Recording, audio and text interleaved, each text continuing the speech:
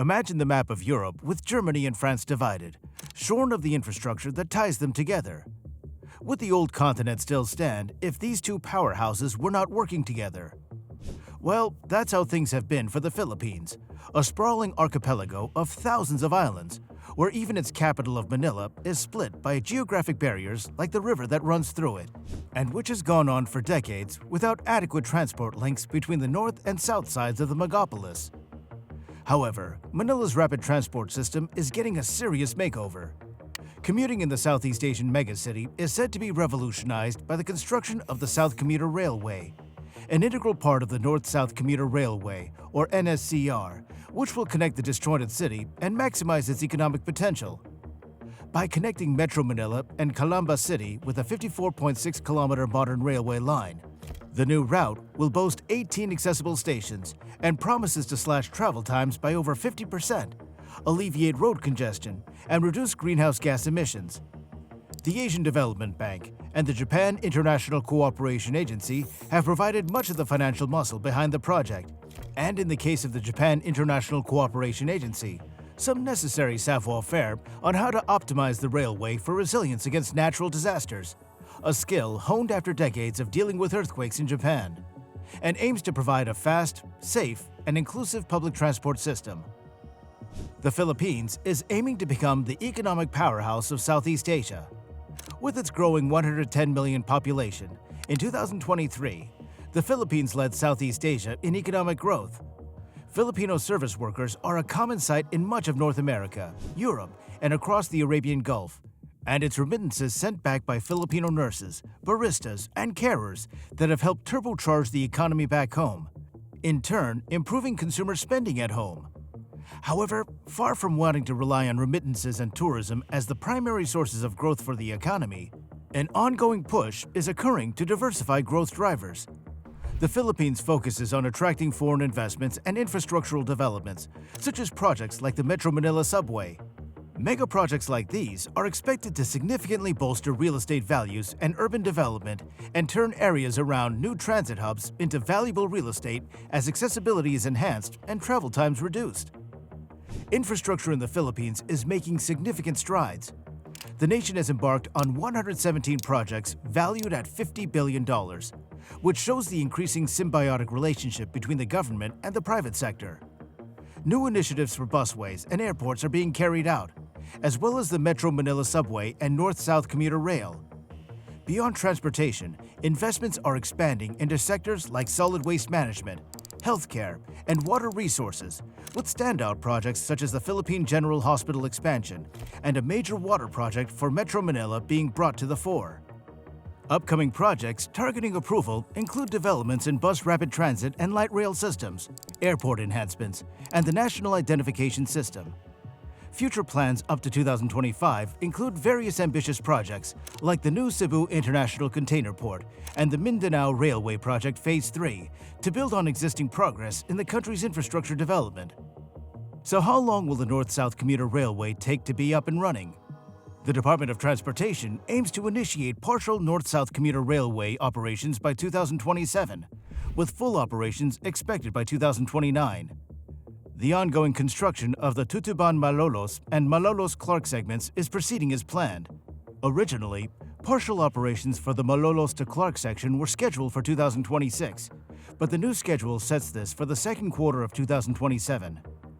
The NSCR, a 147-kilometer rail system, will link Malolos-Bulacan to Clark International Airport and Tutuban, Manila to Calamba, Laguna, and will cut travel times across these distances once fully operational. The Department of Transportation and the Manila Electric Company, or Meralco, have partnered to power the Metro Manila Subway. This collaboration, marked by signing a switching station agreement with deeds of usufruct, will ensure a steady and reliable power supply for the upcoming subway system, set to operate partially by 2028. Meralco is tasked with financing, installing, operating, and maintaining the necessary infrastructure within the designated 1,743 square meter switching station area to connect the subway to its network. The development aligns with the construction progress of the subway, particularly the tunnel boring for sections like Ortigas and Shaw Boulevard, enhancing connectivity across key Metro Manila areas and linking to the North-South Commuter Railway. Projects such as the New Manila International Airport and the North-South Commuter Railway are set to boost Central Luzon's economy and the national property market, with expansive effects on mixed-use developments and the logistics sector. Increased infrastructure spending reflects a strategic shift to improve connectivity across the archipelago. The infrastructural leap, paired with foreign partnerships in property development, is positioning the Philippines as a prime investment locale, promising innovative developments and broader economic benefits. We're now halfway through our commute through the Philippines' infrastructure journey, and we'd love to hear your thoughts on the future trajectory. How do you think these developments will impact the country's economy? Given these changes, would you consider investing in the Philippines? Share your insights and opinions in the comments below. The past decade has been one of Filipino economic success, and the country has achieved an impressive annual growth rate of 6.3%, thanks to structural reforms and sound financial strategies. Heavy infrastructure spending looks to build on this solid foundation, beginning with the Duterte administration's Build, Build, Build program, which looks to modernize some of the outdated transport and water infrastructure across the country. The increased infrastructure spending will turbocharge the Philippine job market and upend the country's architectural landscape. Annually, 1.1 million jobs in the medium term are expected to be generated, propelled by substantial government investment in infrastructure projects. This initiative could not have come at a better moment, mainly because the unemployment rate decreased from 6.6% in January 2017 to 5.3% in January 2018, and employment figures increased from 39.35 million to 41.76 million over the same period. New infrastructure meant new jobs for Filipinos in a saturated job market. Regional employment disparities remain, with the lowest rates observed in NCR, 92.2%, Ilocos region, 93.3%, and Calabarzon, 93.3%. The program aims not only to create construction-related jobs, but also to provide a comprehensive online jobs portal and host job caravans to increase public employment opportunities in areas that traditionally have fewer economic opportunities. The government is putting its money where its mouth is and plans to allocate $160 to $180 billion towards this infrastructure revolution, elevating spending to 7.3% of GDP by 2022 from 5.4% in 2017. The envisioned outcome is a modern, efficient public transportation network with upgraded roads, bridges, airports, seaports, and railway systems, ensuring comprehensive national accessibility and heralding a golden age of infrastructure in the Philippines.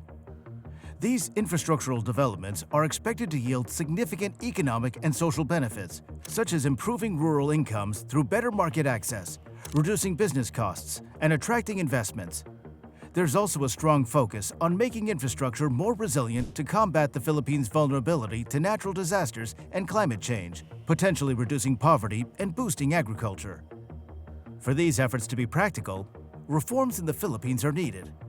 The Philippines ranked 115th out of 180 countries with a score of 34 in the 2023 Corruption Perceptions Index, or CPI, up one spot from 116th in 2022, and two from its worst-ever showing of 117th place in 2021.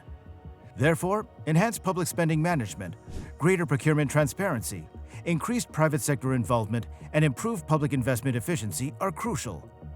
Transparency International has often criticized Southeast Asia's ability to implement the needed anti-corruption reforms effectively. However, the task ahead will be difficult if Manila wants to encourage foreign investment and continue the tax reforms to support these infrastructure developments.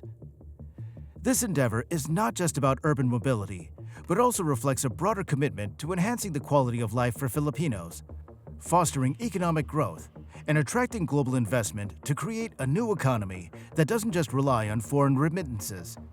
Projects like this guarantee Filipinos the opportunity to stay in their home country and achieve a high standard of living.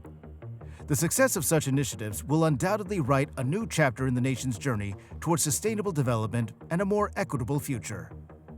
Connectivity, or the lack of it, can seriously impede economic development in a country like the Philippines, a collection of disparate islands, high mountains, and thick jungles that often fall victim to earthquakes and volcanic eruptions.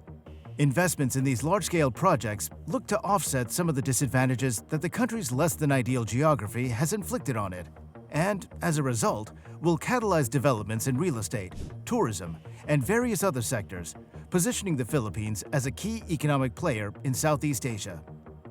And speaking of staying connected, remember to like, share, and subscribe to our channel to watch more of our content and join a wider network of like-minded people.